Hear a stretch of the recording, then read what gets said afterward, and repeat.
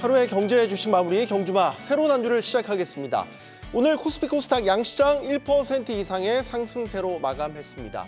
지난주 폭락 이후에 2거래일 연속 반등을 하면서 점차 안정을 찾아가는 흐름인 것 같습니다. 자, 이번 주에는 무엇보다 미 연준 회의가 예정돼 있죠. 투자자들 금리 인하의 확실한 시그널을 찾으려고 지금 세심하게 안테나를 돌리고 있는데요.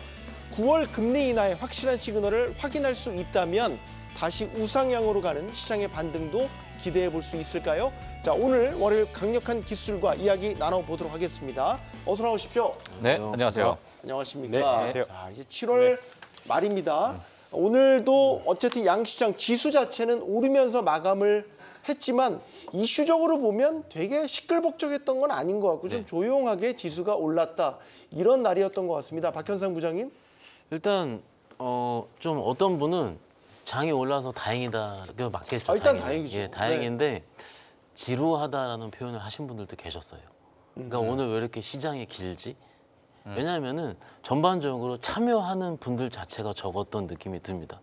일례로 네. 오늘 코스닥 지수가 1.3% 올랐죠. 그리고 상승 종목 수가 1000종목이고요. 그리고 하락 종목 수가 500종목이니까는 기타 코스닥이랑은 너무 달랐죠. 오케이, 여기까지 이해하고 괜찮은데 코스닥 거래 대금이 5조 2천억 나왔습니다. 참고로 지난주 금요일 날 5조 6천억, 지난주 목요일 날 7조. 무슨 얘기냐면 저번 주에도 제가 말씀드렸는데 네. 코스닥에 참여하시는 분들이 굉장히 적어지고 있습니다. 제가 오늘 장 끝나기 전에 한 3시 정도에 저희 고객들도 매매하는 걸 좀 봤거든요. 봤는데 참여자들이 제가 보기엔 평균 대비해서 3분의 1 정도. 진짜로 많이 참여를 안 하고 계세요. 이게 물론 어떻게 말씀드리고 싶냐면 장이 많이 빠져가지고 뭐라 그럴까요? 많이 빠져서 소위 물려서 안 하는 거랑은 좀 다른 느낌이에요. 왜 그러냐면은 뭔가 하나의 임팩트라든지 시장에 대한 확신이 없다는 느낌이 들어요. 예로 말씀드리자면 지난주 목요일 날 조선주가 세론 때문에 많이 빠졌거든요. 조선주 많이 좀 저번에 이따 말씀을 드리긴 하겠지만 그런데 그 다음날 급등이 나왔단 말이죠. 네. 그런 식으로 우리가 뭔가 믿었었던 섹터 혹은 스터디를 했던 섹터가 최근에 시장에 빠지면서 계속 내가 얻어 터지기만 한 거죠. 그러니까 오늘 1000종목이나 오르고 있는 상황인데 감히 내가 이걸 붙어? 이걸 내가 매매해볼까? 라는 생각이 안 든 시장이었을 겁니다. 그리고 이제 반도체라든지 오늘 2차 전지도 일부 반등이 좀 나오긴 나왔잖아요. 네. 그런데 그 섹터 역시도 외국인들이 일부 좀 들었을 뿐이지 과연 그 안에서 지금 미국발 AI에 대한 부담이라든지 기타 금리라 이런 것들이 해결된 게 보이느냐 했을 때는 아직 월요일장에서 보이지는 않거든요. 그런 상황이기 때문에 이런 거래대금 저하로 제가 보기엔 시장이 좀 지루하다고 느낄 정도로 오른 건 다행입니다. 물론 나 느꼈을 거고요. 가장 중요한 건 앞으로겠죠. 내일이든 모레든 아마 이제 우리 일정 다 아실 텐데 뭐 미국 빅테크 실적 발표부터 시작해서 네. FOMC 이런 거 있을 겁니다. 이거면서 하나둘씩 우리가 확인을 하는 시간이 겪어질 겁니다. 그래서 저는 개인적으로는 빠질 만큼은 빠졌는데 시장에서 하나씩 우리가 발현될 수 있는 트리거들이 있지 않습니까? 네. 그거를 저희 공주마를 보시면서 본방사수 하시는 게 맞을 것 같습니다. 네, 저희도 그 타이밍을 찾기 위해서 분주히 지금 많은 데이터들도 보고 저희들끼리도 되게 토론도 많이 하고 그러거든요. 뭔가 이거는 빅 이벤트를 앞두면 항상 관망세라는 게 있지 않습니까? 이번 주에 빅 이벤트 많잖아요. 특히 예. 미국에서 말이죠. 예, 맞습니다. 오늘 이번 주는 사실 실적 발표가 가장 큰 이벤트이고 하고요. 그리고 FMC 회의가 또 있고요. 그렇죠. 그리고 지금 시장에서 가장 또 관심이 있는 미국, 특히나 매크로 지표를 많이 보시는 분들은 또 실업률에 대한 아마 그 방향성에 대해서 많이 이제 관심을 가지실 것 같아요. 왜냐하면 실업률이 지난 작년에 비해서 이제 조금씩 상승하다 보니까 이런 상승세가 지금 어느 정도 지속될까라는 그런 부분에 대해서 또는 그 부분과 같이 금리 인하에 대한 이제 메시지, 그 시그널을 지금 FMC에서 어떻게 줄까? 그 부분이 지금 가장 큰 관심사일 것 같고요. 물론 지금 일개 많은 이번 주가 정말 뭐 미국 같은 경우에는 가장 굴지의 대표적인 기업들이 또 엄청나게 많은 기업들 어디죠? 실적 발표했습니다. 애플도 실적 발표가 있고요. 애플이 드디어. 예, 네. 아마존도 실적 발표가 있고요. 뭐 그 외에 정말 뭐 ARM부터 해서 최근 퀄컴, 뭐 AMD, 뭐 많은 분들께서 지금 반도체의 그 대표 대장주라고 할 수 있는 각 분야의 대장주라고 할 수 있는 그런 기업들이 지금 실적 발표가 다 지금 예정이 되어 있는 상태이기 때문에 네. 지난주도 마찬가지로 정말 뭐 너무 이제 중요한 기업들의 실적 발표 많이 했지만 이번 주가 더 정말 변동성이 좀 클 것 같습니다. 그래서 네.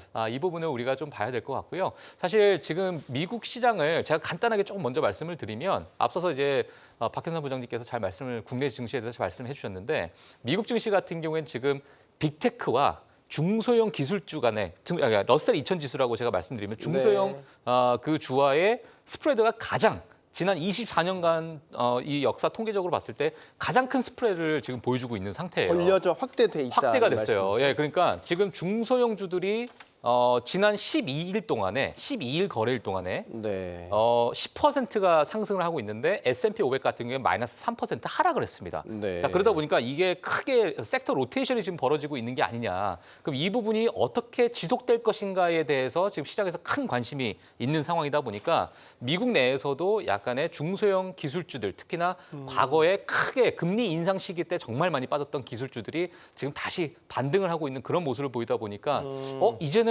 내가 가지고 있는 포트폴리오 좀 변경할 때가 됐나라는 분위기가 미국 시장에 좀 있거든요. 네. 그래서 이러한 부분이 이번 주 실적 발표와 FOMC와 같이 맞물려서 또 어떠한 시장을 보여줄지가 우리 국내 증시를 보시는 분들한테도 아마 중요한 또 관전 포인트가 아닐까라고 네. 생각이 들기 때문에 뭐 그 부분에 대해서 오늘 경주마를 통해서 뒤에 또 말씀을 드리도록 하겠습니다. 거대한 유동성의 흐름이 M7을 중심으로 뭉쳐져 있었다면 이제 서서히 중소형주들로 그 어떤 머니 부부의 현상을 보이고 있다라고 이제 분석을 해 주셨습니다. 황 팀장님은 오늘 장 어떻게 보셨습니까? 쉽지 않은 장 계속입니다. 예, 일단은 거래대금이 없으니까 뭐 이제 똑같은 돈을 매도를 하던가 또 매수를 하던가에 있어서 그 변동폭이 사실 큰 상황입니다. 일단은 뭐 국내적으로는 뭐 금투세 이슈가 계속 가져가야 되는 우리가 불안 요소로 가져가야 되는 거고 미국 같은 경우에는 매크로 지표 같은 경우에는 이번 주 미국 실적 발표 계속 있고요. 애플이 목요일이네요. 그리고 금요일은 또 실업률 발표가 있죠. 네. 미국이 연준이 뭐 사실 주가 지수를 보면서 금리를 결정하는 건 아니잖아요. 결국은 인플레하고 고용 이 두 가지를 잡기 위해서 연준이 존재를 하는 건데 그 중에 하나 가장 큰 이제 실업률 지표가 이번 주 발표를 합니다. 근데 최근에 사실 실업률 지표가 계속 안 좋았기 때문에 이번 주에 어떻게 나오느냐에 따라서 뭐 아직 리세션에 대한 이야기를 하기는 좀 이를 수 있지만 실업률이 높게 나온다라고 하면 이번 9월 달에 금리 인하할 때 리세션 컷으로 우리가 해석할 수 있는 여지는 충분히 있는 상황입니다. 네. 그 기본적으로 우리가 계속 뭐 부담을 계속 안고 가야 되는 상황이기 때문에 그러한 변동성들은 계속 가져가야 될 것 같고요. 우리나라 시장 변동성 특히 이제 어렵다라고 느끼는 게 뭐냐면 사실 오늘 현대차가 대표적인 것 같아요. 네. 지난주 금요일에 현대차가 급락을 했습니다. 맞습니다. 네. 포드 실적이 뭐 별다른 내용은 없었지만 포드 실적이 안 좋으니까 현대차도 안 좋을 거다라는 막연한 약간 뭐 두려움에 있은 그런 같은 연동된 실적이었는데 오늘은 반대로 포드 또 현대차 급등을 해버렸어요. 근데 이게 뭐 시가총액 뭐 한 1조 이하의 작은 종목들이면 이해를 하겠습니다. 근데 우리나라 시총 거의 뭐 10위 안에 드는 기업들이 이런 엄청난 변동성을 보여주고 있다는 것 자체가 투자자들로 하여금 굉장히 조금 혼돈을 많이 가까우게 하는 시장인 것 같아요. 오늘 LIG 넥스원 같은 종목들도 마찬가지였고 대표적으로 이 두 종목들이 마찬가지 엄청난 변동성을 많이 줬다라고 생각을 합니다. 그래서 지난주 금요일 날 이제 추세 꺾인다고 생각을 해가지고 손절을 했는데 네. 오늘 이렇게 급등을 해버리면 투자자들이 사실 한국 시장 진짜 어렵다라고 느낄 수밖에 없는 것 같아요. 그러니까 사실 처음에는 대형주를 매매를 하시다가 이 대형주가 변동성이 작으니까 중소형을 갔는데 지금 또 대형주도 사실 그러한 변동성 이런 변동성이 싫어서 중소형주로 가는 건데 그런 변동성들이 그나마 조금 편하다고 생각하는 현대차나 뭐 계속 실적 좋을 것 같다는 방산주나 이런 쪽에서 나오다 보니까 그런 부분들이 계속 쌓이다 보니까 국내 주식 시장 어렵다라고 느끼고 떠나고 그냥 그나마 편한 미국 시장이나 일본 시장으로 가자 그 생각들을 많이 하시는 것 같아요. 근데 네. 이 변동성 자체가 우리나라 사실 하반기에 있을 여러 가지 변동성을 유발하는 요인들이 하반기에 엄청나게 대기하고 있잖아요. 이런 모든 부분을 다 아우르는 것 같습니다. 그래서 일단 하반기 이제 시작을 했는데 가장 중요한 키워드는 리스크 관리인 것 같아요. 네. 이런 변동성은 앞으로도 계속 나올 거고요. 앞으로 단기적으로는 뭐 금투세에 대한 변수, 그다음에 미국 선거에 대한 변수, 금리에 대한 변수 계속 있기 때문에 일단 하반기는 돈을 뭐 엄청나게 많이 벌기보다는 일단 살아남자 시장에서 네. 살아남고 리스크 관리 잘하자. 이 두 가지만 잘하면 저는 또 기회는 온다고 생각합니다. 그러니까 변동성이 크다라는 거는 되게 뜨겁거나 차갑거나 네. 그 중간이 없이 네, 그렇죠. 양단의 극단적인 현상을 네. 며칠 사이에도 보여주는 이런 현상들이 나타난다는 거잖아요. 네. 그러니까 그런 매수냐 매도냐 판단하시는 분들도 생각이 왔다 갔다 한다는 거 그렇죠. 아닙니까? 그 생각이 네. 왔다 갔다 하게 안 된다는 건 우리 생각을 하게 만드는 주변 환경들이 그렇죠. 시시각각 뭐 예를 들면 대선 이슈라든지 맞습니다. 오늘 트럼프가 훅 왔다가 해리스가 이긴다고 갑자기 그러다. 올라요. 이런 상황들 때문에 만들어진 네. 거시 환경이라고 볼 것 같고 언제 이런 게 좀 풀릴 거냐라고 봤었을 때 저는 이제 아까 저희 방송도로 이제 얘기를 했지만 이번 주에 연준 FOMC에서 어떤 시그널을 줄 거냐 시장에 아 힘든 시기 이제 끝났어 고금리 말고 이제 정말로 금리가 피벗할 거야라는 시그널을 확실하게 줄 거냐 박 부장님 네. 만약에 준다면 확 풀릴 여지가 있습니까? 일단 어느 정도는 대형주 때는 풀리겠죠. 지금 중소형주 단은 조금 있어야 될 것 같고요. 네. 왜냐하면 거기까지 낙수 효과가 미치리라고는 왜냐하면 그런 뭐든 FOMC의 변동성, FOMC의 스탠스에 따라서 바뀌는 건 아마도 외국인들의 수급이기 때문에 외국인들의 수급이 들어온다면 여전히 시가총액 상위주, 대형주 위주로 들어오게 되는 거고 최근에 황 팀장이 얘기하신 것처럼 대형주 변동성이 컸었던 이유는 실적 발표 시즌이기 때문에 그렇습니다. 실적 발표가 지난주에 현대차가 실적 발표를 했는데 컨센 부합이 나왔어요. 네. 장 끝나고 아마 발표를 했을 텐데 제대로 그걸 반영을 못했습니다. 그 다음에 다음날 열어보니까 포드가 시간으로 10% 빠지고 있으니까는 그걸 다 안 좋게 반영을 하게 된 거죠. 무슨 얘기냐면 각 그 시즌별로 그것들을 매매하는 매매 주체들이 있는데 최근에 그 외국인들은 좀 지속적으로 코리아를 사는 느낌보다는 그냥 들어갔다 나왔다는 느낌. 왜냐면은 트럼프 리스크라든지 최근에 그 글로벌 투자 동향도 보시면 이머징 마켓 쪽에서 자금 많이 빠지고 있습니다. 그리고 다시 북미 쪽으로 조금씩 들어오는 모습이 좀 보일 수가 있기 때문에 일단 자금이 빠지는 모습이 있다면은 국내 대형주 좀 팔아야겠죠. 그런데 우리 기관 투자가 분들도 매매가 요즘 굉장히 빠릅니다. 아시다시피. 그래서 조선주부터 시작을 해서 발표를 하면 그날 일단은 때리고 보는 소위 세론이 계속 시장이 안 좋을 때 반복이 됐었던 거고요. 그런 것들을 잠재울 것 같을 경우는 아마도 이번 주 수요일 날 우리가 새벽이 될 텐데 좀 어느 정도는 제가 보기엔 이번 동결이 되고 그리고 금요일 날 고용지표 발표하게 되고 이런 시즌 그리고 화요일 날 뭐 저기 마이크로소프트 AMD 발표하잖아요. 네. 그런데 경험적으로 미리 저희가 지난주에 다 맞았거든요. 아프게. 정말로 아팠어요. 그런데 막상 발표할 때는 그렇게 아팠던 적이 별로 없었던 것 같아요. 제 개인적으로 봤을 때는. 그리고 그렇기 때문에 변동성이 어느 정도는 줄어든다는 측면에서 봤을 때는 조금 안정세를 이룬다. 그런데 지난주 하락한 것만큼 급격하게 리스크 관리를 해야 된다 이런 것보다는 세게 올라온다기보다는 어느 정도 횡보할 가능성이 크다고 봐요. 개인적으로. 왜냐면은 이럴 때 뭔가 방향성이 안 정해지거든요. 정해지지 않고 그냥 어느 정도 그냥 안정화되는 시즌만 있기 때문에 그 후에 다 끝난다 한꺼번에 오르거든요. 네. 그래서 저는 안정화 가능성이 크다 이렇게 보고 있습니다. 미국 현지 최근 월가 분위기는 어때요? 그러니까 이달은 동결에 아무래도 방점을 찍고 있지만 어쨌든 9월을 타겟팅으로 해서 모든 뭐 패드워치 데이터도 마찬가지고 인하가 드디어 네. 기대를 계속해서 커지고 있는 상황인 거죠. 네, 맞습니다. 뭐 지난 2주 전인가요? 그때 제가 패드워치 2를 보게 되면 물론 이제 뭐 그때마다 시시각각 좀 다르긴 하지만 그때 이제 9월 금리 인하를 거의 100% 반영을 했어요. 그러니까 동결은 없을 것이다. 9월에 이렇게 이제 보고 있었던 응답자가 정말 많았는데 그게 네. 이제 뭐 93%에서 100%로 왔다 갔다 지금 하고 있는 상황이고요. 사실 지금 금리 인하 시그널을 보게 되면 앞서서 잘 말씀해 주셨지만 인플레이션이 정말 잡히고 있는가?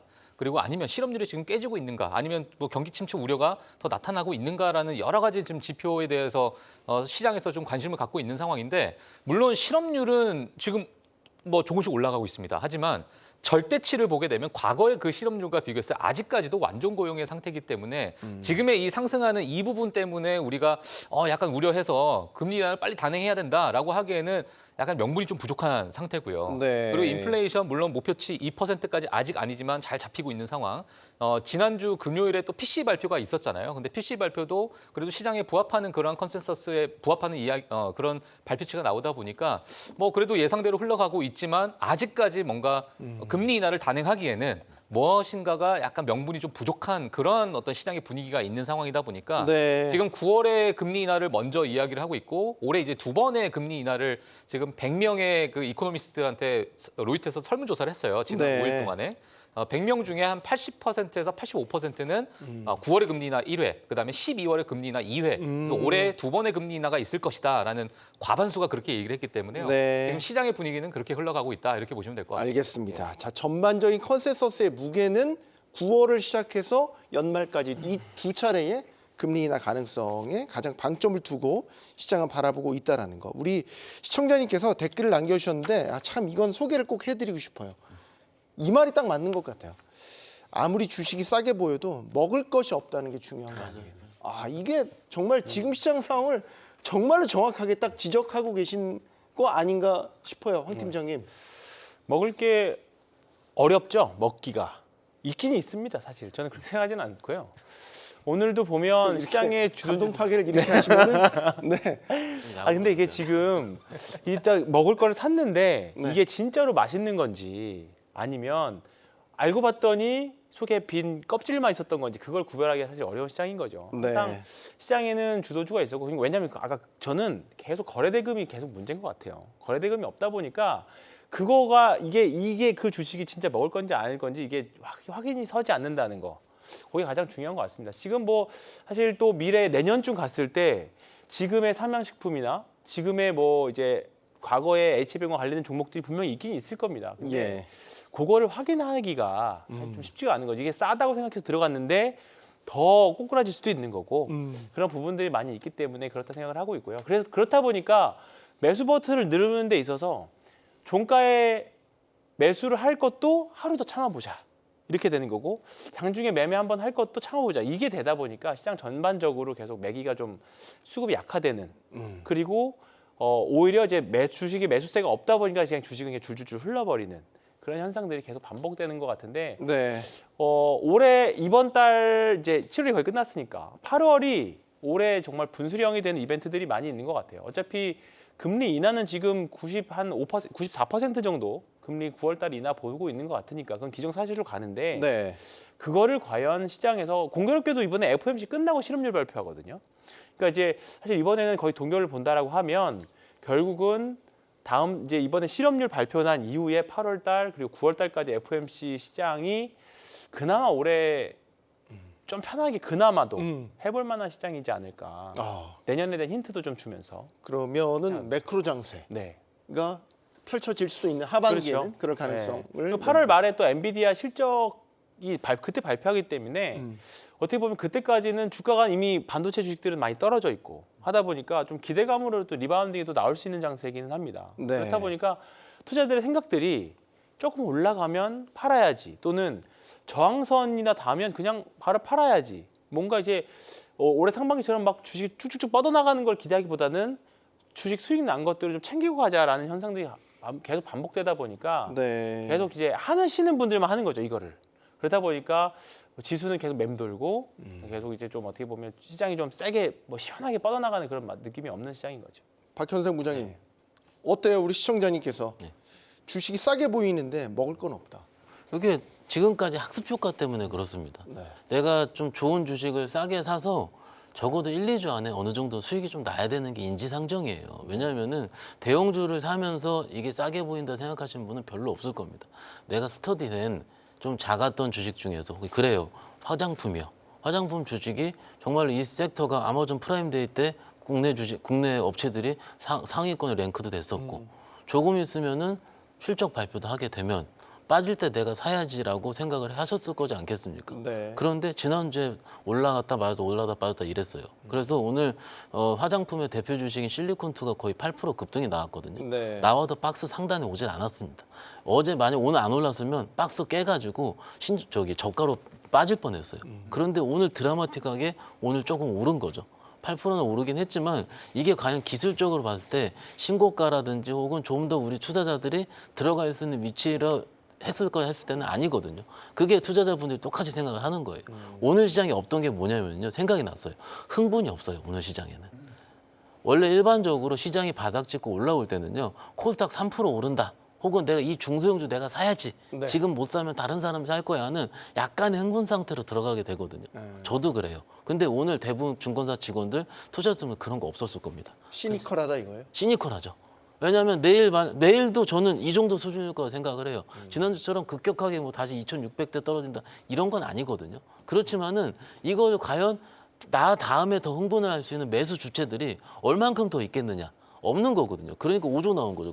거래 대금이. 그래서 이거는요. 빨리 근데 이거 말씀드리고 싶은 게 제가 이런 시장을 몇 번 겪어봤었어요. 예전에 2018년도인가 그때도 그랬었어요. 네. 그랬는데 이런 생각이 정점 이룰 때 바뀌어요. 정말로 짜증나서 안 해, 너무나도 안 들어와 그러다가 어떤 분은 예전에 이랬어요. 내가 가진 소부장 주식을 왜 40일 파냐 그랬어요. 40 거래일 연속 하락한 종목도 있습니다. 정말로요. 아이고. 근데 그 종목이 한 달 안에 다 회복했어요. 또 정말로요. 왜냐하면 실적이 있었었고요. 사이클 받으니까 쫙 올라가요. 흥분하기 시작하니까 올라가는 거예요. 그렇죠. 기본적으로 주식은 어느 정도에서 형보한 기간이 길수록 에너지 응축을 한다 그러잖아요. 네. 지금 어떻게 보면 우리나라 주식들 에너지 응축하는 기간일 수도 있습니다. 왜냐하면 꾹꾹 참고 있어요. 투자자들이. 내가 이제 이거 공부했다. 산다 하고 있어요. 근데 지금 아직은 안 사고 있는 거예요. 아직은 아니지만 아직은요. 와간다. 와간다. 다 와간다. 좀만 기다리십시오. 네. 예. 오늘 그렇게 네. 왜요? 아니요, 지난주 사실 금요일 날 시장 보면 네. 이제 시장 진짜 끝나나 무너지나 그 맞아요. 느낌도 많이 강했거든요. 맞아요. 근데 오늘 시장 또 보면 이제 분위기 확 바뀐 종목들이 되게 많습니다. 그러니까 지금 시장 자체에 대한 이제 투자자들이 사실 용기가 많이 없어요. 자신감도 많이 떨어져 있는 상태고 확신이 없다 보니까. 근데 하반기에 이제 뭔가 불확실성들이 하나하나 제거가 되면 이제 코로나 이전에부터 코로나 이후에 이제 투자를 하신 분들 같은 경우에는 코스닥에 대해서 계속 좀 약간 부정적인 생각들을 많이 가지고 계실 텐데 코로나 이전 이제 완전히 이제 주식시장의 스타일이 바뀌었고 또 이제 새로운 뉴노멀이다 그 말씀을 하시는 분들이 있지만 코스닥 이전에 전 세계에서 1등한 시장이 또 코스닥이 된 적도 많이 있었거든요. 네. 네. 왜냐하면 이제 코스닥 시장 같은 경우에는 이제 바이오도 있고, 그다음에 반도체도 많이 있고 그러다 보니까. 근데 이제 또 그런 류의 양상, 이제 그 박혜성 부장이 말씀하셨던 것처럼 저도 어떻게 보면 결과론적으로 에너지 응축이 될 수도 있지, 에너지 응축 구간이라고 볼 수 있거든요. 그러니까 이렇게 오랫동안 사실 코스닥이 소외받았던 적이 없었고 지금 미국 시장도 러셀 2000이 다른 종목 대형주 지수 대비해서 굉장히 스프레드가 많이 벌어지는 구간이잖아요. 네. 근데 결국은 여러 가지 이슈들이 있었지만 금리가 인하하는 구간에서 중소형주 러셀 2000 지수도 긍정적인 모습들을 좀 보여줬습니다. 그렇기 때문에 이번에 한번 금리 인하 시기에는 코스닥 기업들 이제 무조건 다 코스닥이 오르는 건 아니고 그냥 이제 진짜로 그 중에서 이제 대장주로 될 만한 종목들이 분명히 있을 겁니다. 네. 실적도 좋고 그런 종목들을 찾는 8월이 돼야 되겠죠. 네. 알겠습니다. 저희가 오늘 원래 이 얘기를 이렇게 길게 하려고 했던 건 아닌데 갑자기 또 길게 하게 되긴 했습니다. 오늘 다 좀 미지뜨뜨근했던 건 아니고요. 뜨거웠던 섹터도 있습니다. 대표적인 게 방산주가 아닐까 싶습니다. 오늘 방산주 같은 경우는 호재성 뉴스도 상당히 많이 나왔죠. 맞습니다. 네. 네, 지금 수주에 관련된 이야기가 좀 나왔어요. 현대로템이 또 수주 소식이 있었고요. 5,382억 원 규모의 수주 계약을 한국철도공사와 방위사업청과 함께 또 체결을 했다라는 이야기가 있었는데 사실 지금 방산주 같은 경우에는 저는 개인적으로 지금 미국과의 많은 연관성을 많이 좀 두고 있는 상황이고요. 그리고 이제 트럼프 후보의 지지율이 견고하게 또 상승을 하다 보니까 이런 부분에 대해서 방산주들이 크게 또 물론 수주도 너무너무 좋은 상황이긴 한데요. 여러 가지 그 대외적인 요건도 이 부분에 대해서 주가를 좀 올리는데 큰 요인이 되지 않았나 이렇게 생각이 들고 있습니다. 지금 여러 가지 자국 우선주의 또는 여러 지금 지정학적 악재가 나와 있는 상태인데 이러한 상황이다 보니까 방산주에 대한 집중들이 조금 있는 것 같습니다.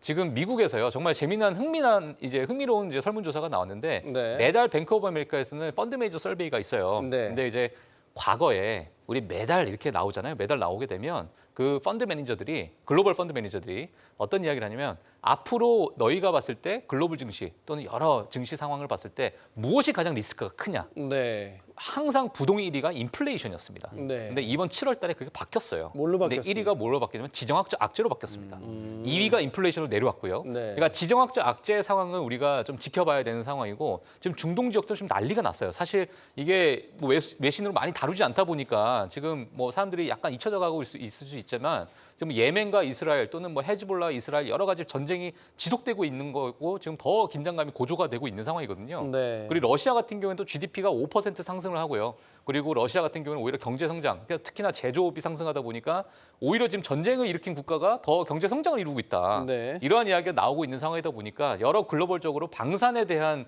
집중도가 특히 우리나라도 마찬가지로 그리고 과거 이제 폴란드, 수주 여러 이제 지금 긍정적인 이야기도 나오다 보니까 최근에 방산주 섹터가 지속적으로 좀 올라갈 것으로 보여지고 뭐 일각에서는 트럼프 후보가 이제 미 대선에 이제 대선까지 가기 그 안에는 아마 국내의 방산주 섹터들이 지속적으로 좀 상승하고 모멘텀이 살아 있지 않겠느냐라는 그러한 이제 방향성도 있기 때문에 네. 이 부분도 같이 좀 체크하시면 좋을 것 같습니다. 이게 작년부터 보면 박현성 부장님, 네. 방산주는 일단 폴란드 호재가 크게 반영이 됐다가 한번 또 조정을 좀 받았고 또 2차 수주 기대감이 커져서 또 갔다가 또 세런도 나오기도 하고 약간 이런 패턴들이 반복되는 와중에서도 그래도 꾸준히 계속 올라간단 말이죠. 이런 와중에 아까 우리 박종훈 팀장이 말씀하셨던 것처럼 대선 이슈라는 새로운 이제 그렇죠. 재료가 또 지금 드러났고 오늘 같은 경우 현대로템은 또 뉴스도 나왔고 하나 에어로스페이스라든지 LIG 넥스원 같은 경우도 계속해서 뭔가 지금 뉴스들이 만들어지고 있는 단계거든요. 네. 지금 상황에서는 어떻습니까? 그럼 방산주. 정리를 해드리자면 네. 1분기 실적 발표 이후에 방산은 쉬었습니다. 쉰 이유가 1분기 실적에 기존의 수주가 들어가지 않았기 때문에 2분기로 이연이 될 것 같으니 그에 대한 실망 매물이 나왔다가 중간에 한두 번씩 그런 K9 자주포 같은 폴란드 향 물량이 어떻게 될 것 같은 이런 부분 뉴스플로 풀어내서 조금씩 오르다가 최근에 실적이 실질적으로 2분기에 잘 나오게 된 거죠. 네. 그러니까 발표 최근에 있었던 현대 로템이라든지 그리고 하나 에어로스페이스도 실적이 컨센서스가 더 잘 나왔습니다. 그러니까 지금 신고가를 쓰고 있는 종목이 에어로스페이스랑 그리고 현대 로템이거든요. 네. 근데 두 종목이 다 컨센보다 다 잘 나온 종목입니다. 그런데 오늘 기간 매도부터 시작해서 실적이 아니고 신고가가 나오지 않은 종목은 LIG 넥스원이고요. 네. 지난주에 컨센서스가 덜 나왔습니다. 그렇기 때문에 지금은 실적 발표 시즌에 따라서 기관들 외국인 매매가 지나치게 실적 컨센 상해와 하회를 강력하게 갈리고 있다라고 보는 게 맞을 것 같고요. 에어로스페이스 좀 말씀을 좀 드리고 싶은 부분이 이거예요. 뭡니까? 에어로스페이스는 실적 좋은 거 다 압니다. 그리고 우주 쪽도 다 알고요. 그런데 이렇게 꾸준하게 신고가 가고 있는 중인데 투자자분들은 요건 많이 까먹으셨을 거예요. 곧 분할이 예정되어 있습니다. 언제 예, 분할 일정? 9월 1일부터 시작이 되고요. 거래 정지는 아마도 8월 말에서 9월 말까지 될 예정입니다. 한 달간이나 한 달 거래 정도. 정지가 되는군요. 그러니까 이게 특히 개인 투자자분들 입장에서 봤을 때는 소위 이제 그 신용을 만약에 쓰시면은 네. 그 증거금이 이런 거 잡히는 부분이 굉장히 좀 나뉠 수가 있어 요 갑자기. 저기에서 증권사마다 이것을 인정해 주는 것과 주지 않는 것과 다 내규가 다르거든요. 그래서 미리 좀 아무리 좋더라도 미리 이런 분할에 대한 부분을 말씀을 드리고요. 방산과 비방산 부분을 나누게 되겠죠. 그리고 분할 비율이라든지 액면가가 다 나오게 될 텐데 그렇게 되면은 방산 부분 주가가 굉장히 세게 오를 겁니다. 그런데 분할을 해서 나올 때 어떻게 되겠습니까? 한쪽이 꽝 떠서 시작을 해요. 그러면 그거에 대한 내가 못 잡은 거에 대한 리스크를 해지하기 위해서 거래 정지 전까지 계속 잡을 겁니다. 투자자분들은. 네. 그렇기 때문에 만약에 예를 들어 만약에 나는 돈이 묶이고 주식이 묶이게 싫어하시는 분들 입장에서는 분할 그 마지막 거래 전까지 들고 가시는 게 낫고요. 전략상으로 봤을 때. 네. 왜냐하면은 분할이 돼서 묶여도 되는 분들 입장에서는 끝까지 마지막까지 살 거니까 수급이 계속 몰린다는 거죠. 그런데 만약에 그게 싫다 그러면은 미리 좀 팔아버리는 것도 답이 될 수가 있고요. 어찌됐든 보유하신 분들은 좀 분할 일정을 보시면서 매매에 좀 활용을 하시는 게 좋을 것 같습니다. 그 다가오는 일정도 네. 이렇게 분할 일정이 있다라는 것도 혹시라도 잊고 계셨다면 염두에 두고 투자 포지션을 정하시기 바랍니다. 실적 얘기해 주셨으니까 실적 잘 나오는 데가 또 있죠. 한국항공우주산업 카이. 네.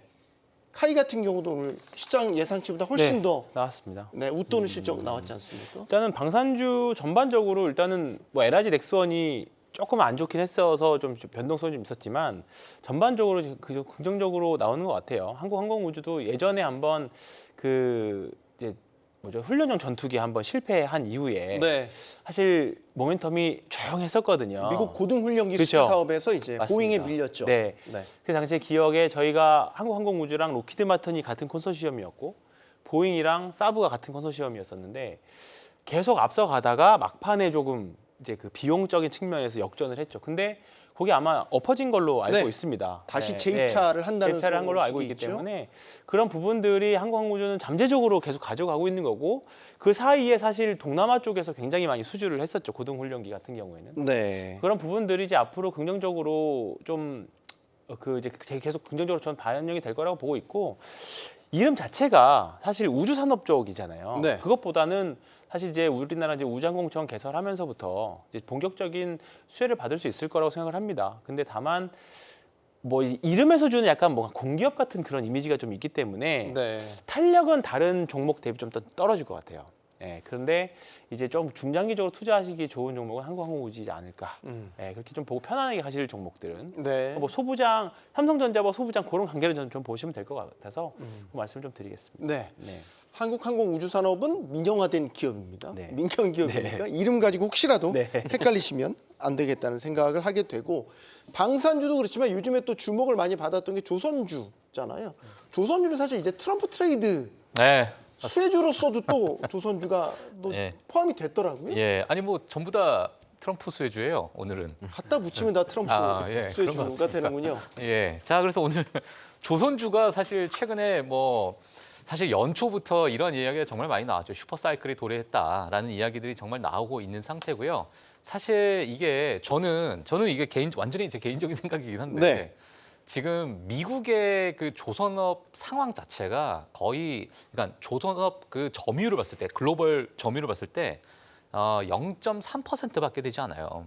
여러 가지 수주량이나 수주액을 봤을 때. 네. 그러니까 그만큼 지금 미국 내에서 물론 중국, 한국, 일본 다 조선업 자체가 너무나도 활용이 되어 있는 상태인데 미국 자체가 이런 조선업 자체가 상대적으로 너무나도 취약하다 보니까 네. 결국에는 이 여러 가지 물량이나 뭐 군함부터 해서 선박부터 해서 정말 많은 이러한 물량 자체를 어디에 수주를 하겠느냐라고 봤을 때 이걸 뭐 중국에 맡길 일도 전혀 없고요. 네. 그리고 이제 여러 가지 보안적인 부분도 있기 때문에 이게 결국에는 일본과 한국으로 나눠가지고 큰 수혜를 받을 수 있을 거라는 전 장기적인 전망이 전 개인적으로 좀 많이 갖고 있기 때문에요. 물론 최근에 조선업이라는 슈퍼사이클 또는 여러 가지 실적 정말 뭐 지속적인 뭐 주문이 쉴 새 없이 들어온다라는 이야기도 지금 나오고 있는 상황이라 보니까 뭐 지금의 랠리는 뭐 어느 정도 뭐 보편 타당하다 이렇게 저는 보여지고 있는 상황이고요. 네. 물론 내부적인 약간 잡음도 있었습니다. 왜냐하면 그 정말 이제 인력들이 많이 빠져나갔다라는 네. 이야기들. 많은 수주가 있는데도 불구하고 이것을 소화할 수 있을 만한 고급 인력들이 과거에 많이 또 빠져나가다 보니까 이런 부분에 대한 뭐 내부적인 어떠한 내용이 좀 있는 상황이긴 하지만은 지금 기업 단으로 봤을 때는 지금 흐름은 좋은 흐름을 보여주고 있고 향후 장기적으로 봤을 때 미국과 한국의 관계를 봤을 때도 이러한 수준은 좀 이어지지 않을까 저는 개인적으로 그렇게 보고 있습니다.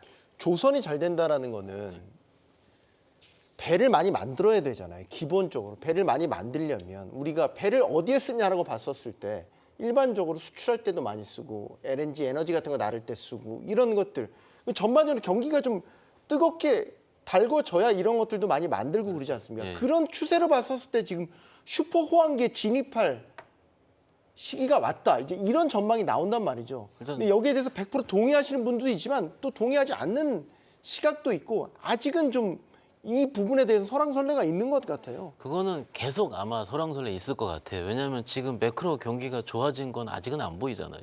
네. 그런데 슬롯이 다 차 있고 우리 국내 업체들 입장에서는 슬롯을 우리가 경쟁적으로 하는 것보다는 우리가 고가 수주를 우리가 선택할 수 있다라는 이런 부분이 좀 더 회자가 되는 부분이기 때문에 아마도 그런 거는 계속 좀 약간 논란거리 있을 것 같습니다. 근데 다 실적이 괜찮냐? 하나오션 같은 경우는 네. 영업 손실 냈잖아요. 기존 컨셈 흑자 전환은 이번에 그 손실이 났고요. 이건 아마 필리조선소라든지 MRO 쪽 기대감이 좀 더 있어야 되는데 이거는 회사마다 조금 다른 것 같습니다. 그래서 지금 기술적으로 봤을 때도 HD 현대 쪽 붙은 뭐 현대 그런 그룹주들은 다 신고가 굉장히 쓰고 있거든요. 네. 근데 하나오션 같은 경우는 아직까지 박스 상단을 뚫지 못했어요. 그래서 실적이 발현되느냐 안 발현되느냐의 차이가 있을 것 같고요. 오늘 좀 소식을 좀 말씀을 좀 드리자면 오늘 제 지난주에 목요일날 실적 발표해서 세론이 나왔고 금요일날 그 굉장히 강하게 올랐고 오늘도 연속으로 올랐는데 네. 저희 레포트를 좀 보니까는 약간 레포트의 밸류에이션 산정 방식이 조금씩 바뀌었더라고요. 무슨 얘기냐면 우리가 지금까지 밸류에이션을 할 때 25년도 수주 잔고를 반다고 이런 식으로 했었는데 네. 26년도 수주 잔고까지를 우리가 볼 수 있다. 혹은 27년도까지 고가 수주를 만약에 채운다면 주가 상승 룸이 있다. 이런 식의 얘기가 나오고 있고 12개월 포워딩 실적에서 26년 1년치로 실적 추정 계산 기간을 바꾸거나 OPM 추정치를 바꾸거나 이게 뭐냐면은 그만큼 멀티플을 더 줬다는 거죠. 시장에서. 그러니까는 2분기 실적이 여태까지 잘 안 나오다가 이번에 정말 드라마틱하게 좋게 나온 건 맞아요. 그러니까 애널리스트 추정치를 더 후하게 준 거죠. 그러니까는 근데 여기서 제가 좀 말씀드릴 게 뭐냐면 지금 우리가 지난주까지 무슨 얘기를 많이 했냐면 주식 용어로 찬집과 빈집 얘기를 많이 했습니다. 찬집. 그러니까 기존에 수급이 계속 차 있는 집. 네. 근데 그런 의미라면 최근 조선주 수급이 많이 찼어요, 또. 그래서 어떤 얘기를 좀 많이 하시냐면 계절적으로 봤을 때 3분기는 약간 수주란 이런 거지 좀 스테디할 수 있다는 얘기도 많이 나오거든요. 그러면은 3분기에 여기 약간 실망 매물이 나올 때 그때 마지막에 조선주를 살 수 있는 뭔가 룸을 가지자. 이런 것도 일종의 최근에 회자되는 투자 전략이기도 하거든요. 그러니까는 오히려, 예, 네. 저희가 여태까지 주선주를 우리가 볼 때 어떤 식으로 했냐면 살만하면 빠졌어요. 갈만하면. 왜냐하면은 흑자 전환이 될 만하면 안 됐었거든요. 근데 이번에 된 건 맞습니다. 그러면 얘기는 조정받으면 산다라는 개념을 갖고 있는 거는 기본적으로 호황기에 접어들었다는 맞아요. 예. 베이스를 깔고 보는 거예요. 왜냐하면 이게 웬만한 업체들이 다 흑자 전환 해버렸거든요. 그리고 수주가 이미 25년도까지 차 있는 상황이기 때문에 네. 앞으로 1, 2년 동안 실적 걱정할 필요는 없어요. 없는 상황인데 중간중간에 약간의 모멘텀 공백기를 이용해서 그때 마지막 사이클을 사보자. 네. 이런 거가 지금 최근에 투자 전략인 것 같고요. 조선주 압니다, 저도. 이게 기존에 최근에 들어왔던 분들이 소위 털렸다는 분들 제가 많이 봤어요, 지난주에. 왜냐하면은 그만큼 우리 국내 주식을 소위 맘 편히 먹고 들고 가기 어려웠었거든요. 그런데 조선주 최근에 수익 내셨던 분들은 적어도 1년 이상 들고 계셨던 분들이 수익이 많이 난 거예요. 네. 그러니까 그분들 입장에서는 굉장히 축하드리고요. 그런 룸 자체도 일단 3분기든 마지막에 남아있기 때문에 좀 합리적으로 좀 매매에 임하신다면 괜찮을 것 같습니다. 황 팀장님 지금 박현상 부장님 네. 얘기하셨던 뷰에 같이 공감하십니까? 네, 매우 동감합니다. 저는 근데 베리베리를 두 번이나. 네. 워드를요. 전 슈퍼사이클 안 썼으면 좋겠어요. 맞아. 이게 지금 좀 진부한가요? 설레발인 것 같아서. 아 예. 최근 몇 년 동안 이 단어에 얼마나 많이 당해왔습니까? 네. 저희 안에 정하죠. 슈퍼사이클을 저희는 안 쓰고. 좋아지는 구간, 뭐 그런 것도 있는데 일단은 우리나라 이제 말씀하셨던 대로 하반기에 지금 우리나라가 수주가 수주를 계속 받고 있지는 않아요. 지금 신조선가를 끌고 가는 것도 우리나라가 아니라 중국에서 끌고 가고 있는 거거든요. 네. 근데 지금 우리나라 같은 경우는 약간 저 조선사 다니는 친구한테 물어보니까 약간 배짱 장사한다는 느낌이 좀 많이 있더라고요. 이래도 되나 할 정도로. 그러니까 돈 되는 배만 받고 있는 상황입니다. 돈 되는 배만. 네, 우리 조선업은 사실 저가 수주에 대한 굉장한 그렇죠. 피해 의식이 지금 네. 심하잖아요. 과거에 2010년 이후에 너무 크게 당했던 분들이 네. 그 이후에 받는 게 항상 의심이 있는 거죠. 근데 이번에 이제 조선주들 이제 신고가 내면서 그다음에 실적 나오는 거 보면 이제 그 우려는 많이 있었다고 보거든요. 여전히 근데 조선주에 대한 막연한 공포감이 좀 있죠. 근데 그 비용들 떨어내고 하는 부분들이 이제 하나오션이 올해가 마지막입니다. 그러니까 지금 보면 HD 현대그룹하고 삼성중공업은 이제 긍정적인 좋은 흐름들이 나오고 있고, 네. 그 다음 이제 마지막 남은 하나오션이 이제 사실 대우조선해양 인수하면서 과연 배말을 만드는 회사를 제대로 운영할 수 있을까에 대한 의구심부터 시작해서 여러 가지 것들이 있는 것 같아요. 근데 올 하반기만 잘 넘긴다라고 하면 말 그대로 수주 공백이 있을 수 있어요. 왜냐하면 지금 도크는 차 있는 상태이고요. 계속 가려봤다 보니까 수주 공백이 있으면 주가도 당연히 좀 슬로해질 수는 있습니다. 근데 조선주의 흐름들을 보면 이게 한번 경기 민감주고 중후장대 종목이기 때문에 한번 관성을 받으면 그대로 쭉 밀어붙이는 양상을 좀 보여왔었습니다. 네. 그렇기 때문에 이번에는 좀 다르지 않을까라는 생각이 좀 많이 들고요. 일단 결정적으로 과거의 사이클과 다른 점이 뭐냐면 일단은 조선 수주 산업의 사이클이 굉장히 좀 앞당겨졌습니다. 뭐냐면 코로나하고 우크라이나 러시아 전쟁들 때문에 네. 운임이 많이 올랐잖아요. 물류에 대한 그런 부담들 때문에. 그러다 보니까 배의 내구성이 한 최소 짧으면 20년에서 30년입니다. 근데 과거에 2005년부터 2010년 정도가 전 사이클이었잖아요. 네. 그때 만들었던 배들이 원래 2030년 정도 가야 정상이었습니다. 그러니까 앞당겨진 사이클이라는 표현들을 하시던데 원래는 한 2020년 후반대, 그러니까 2030년 정도 가야 지금의 모습들이 나올 걸로 예상을 했었는데 운임이 올라가다 보니까 기존의 조선사들이 배를 더 많이 만들어요. 선사들이.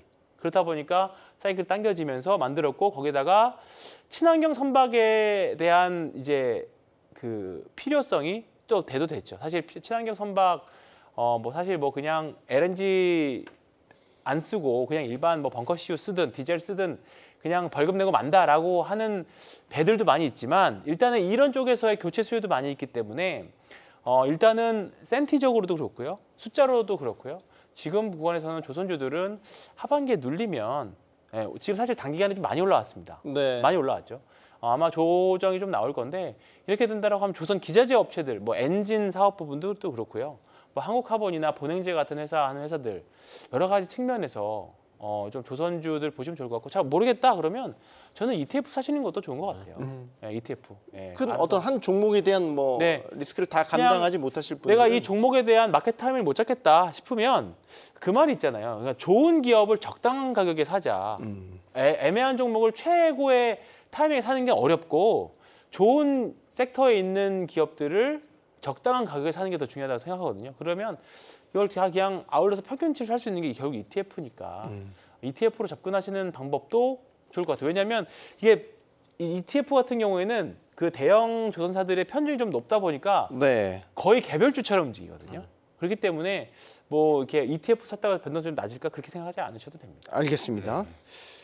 자, 방산주 짚어봤고요. 오늘 또 조선주도 이야기해봤는데 마지막은 이 얘기를 꼭 해야 될 것 같습니다. 금융주, 금융주냐? 왜 금융주냐? 뭐 밸류업 관련주입니다. 지난주에 정부가 세제 개편, 2024년 세제 개편안을 내놨고 모두의 예상대로 거기 안에는 밸류업과 관련된 주주 친화적인 정책을 펼치는 기업에게 법인세 또 뭐 배당 소득에 대한 분리과세, 뭐 기업 측면, 투자자 측면에서 모두 세제 혜택을 주는 그런 안들이 공식적으로 발표가 됐습니다.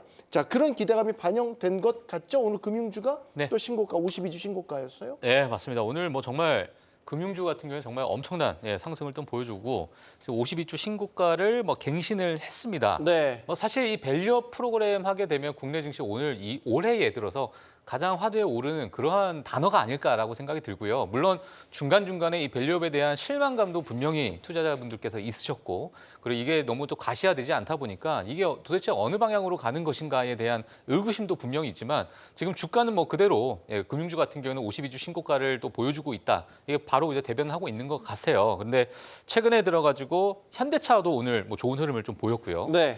그래서 저는 이제 개인적으로 사실 이 밸류업 같은 경우에는 뭐 지난주도 마찬가지고 경주마를 통해서 매번 제가 뭐 말씀을 드리기도 했지만은 어느 정도 이 포트폴리오에 있어가지고 특히 국내 증시를 가져가시는 분들은 이 밸류업에 대한 포트폴리오를 일부 무조건 좀 가져가야 되지 않을까라고 생각이 들고 네. 오늘 52주 신고가를 보여준 뭐 신한지주부터 해서 뭐 우리금융지주 같은 많은 이러한 기업들이 PBR 자체가 0.3이더라고요. 그러니까 네. 아직까지도 여전히 그러한 어떤 저 PBR을 받고 있는 상황이다. 이렇게 좀 보여지고 있는데 제가 따로 그냥 좀 심심해서 좀 봤습니다만 네. 제가 SK 하이닉스 이 기업과 네. 우리가 우버라는 기업이 있잖아요. 미국의 우버. 네, 우버. 우버 하게 되면 택시, 우버 택시. 할 네, 때 우버라는 기업을 딱 우리가 듣게 되면 어떤 느낌이 드세요? 되게 대형주의 엄청나게 큰 기업으로 느껴지세요, 혹시? 하이닉스요? 우버요? 둘 다? 우버가요. 우버?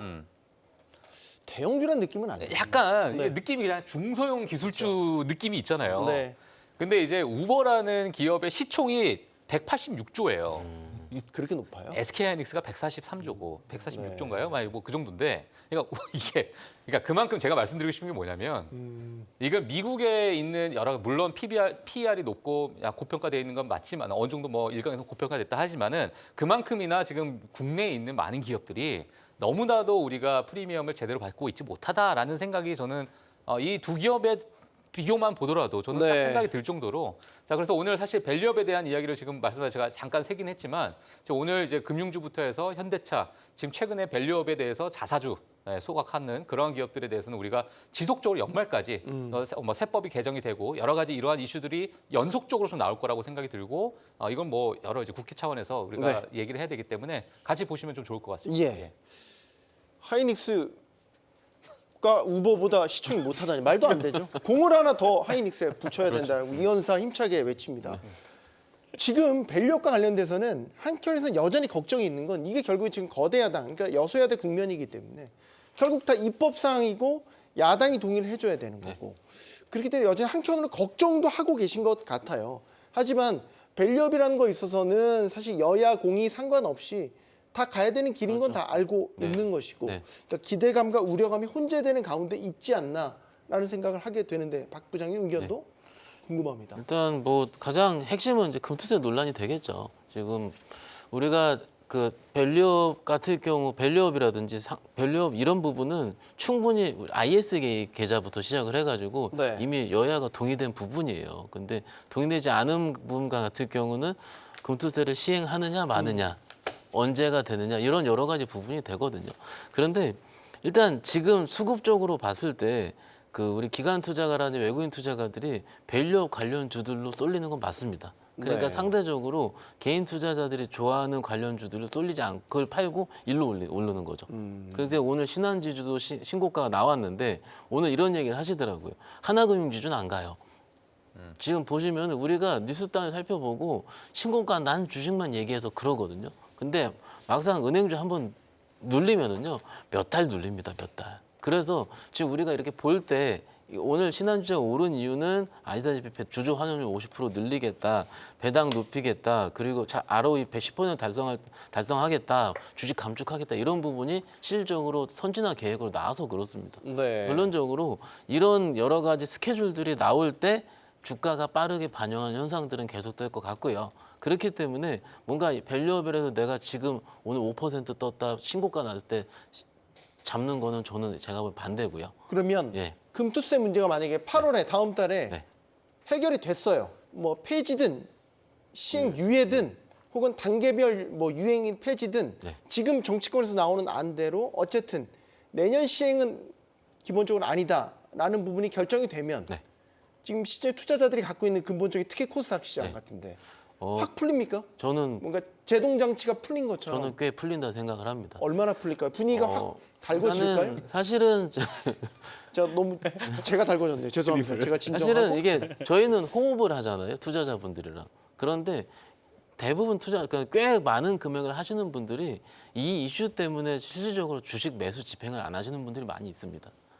그러니까는 우리가 지금 계속 아까 시작부터 황 팀장님 얘기한 게 뭡니까? 수급이 안 들어온다, 수급이 안 들어온다. 그리고 여기 팔아서 여기 산다. 올해 내내 우리가 지금 주식 가다 말다 한 게 수급이 들어오지 않아서 있었던 현상들이거든요. 그런데 개인 투자자들의 아까 말씀드린 소위 흥분된 수급이 일부만 들어오게 된다면은 시장은 급격하게 바뀝니다. 특히 코스닥 시장은요. 정말로 빠른 분위기의 산물이거든요. 그렇기 때문에 심리적인 부분도 굉장히 많이 발동을 하고요. 그렇기 때문에 뭐 다음 달에 어떻게 된다 확정적으로 짓는 것보다는 그런 전제가 맞다면은 꽤 좋아질 것 같습니다. 정치권에서 이 얘기를 좀 들어야 될 텐데. 자, 금리 인하 이야기를 저희가 서두에 했었죠. 금리 인하를 생각해 보면 증시에 분명한 호재가 될 수 있는 청신호입니다. 그런데 금리 인하 효과를요. 너무 단기적이고 미시적으로만 보면 기대치를 한참 밑돌 수 있다는 점도 분명히 염두에 두고 시장에 대응을 하셔야 될 것 같습니다. 왜냐? 이번 FOMC가 가까이 왔는데 너무 큰 기대가 또 실망감으로 나타날 수도 있으니까요. 경계하자는 의미였습니다. 오늘 장 수고 많으셨고요. 저희는 내일 다시 오겠습니다. 경주마였습니다.